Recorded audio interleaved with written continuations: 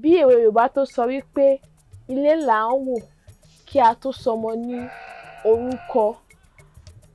Èdè ẹkùn sọ wípé ode mare shine mare na ọmọ over. Bí èmi gẹ́gẹ́ bí ẹnìkan, mo jẹ́ Olúbú. Olúbú ò kọ́mọ̀ ní èdè Yorùbá. Mo lè sọ pé ó fi bẹ́ẹ̀ kọ́mọ̀ ní Àkókò kí àwọn máa sọmọ wọn ní Olúbú. Kí ló jẹ́ Olúbú? Olúbú jẹ́ ọmọ tí omi bá ń dà lára ìyá rẹ̀ fún gẹ́gẹ́ bí ọjọ́ mẹ́ta kó dìgbà tó ń bí. Irú ọmọ yìí la máa ń sọ ní Olúbú. Bí a ti mọ̀ pé a ní àwọn ọmọ àwọn orúkọ Àmútọ̀runwá bíi Òjó, Àjàyí, Ìgè.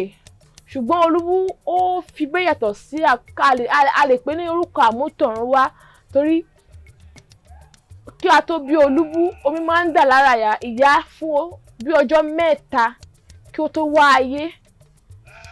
So a lè pè Olúbú, èèyàn tó fi ọwọ́ ẹ̀rọ wáyé tó fi omi tó fi wáyé, òun là ń pè ní Olúbú.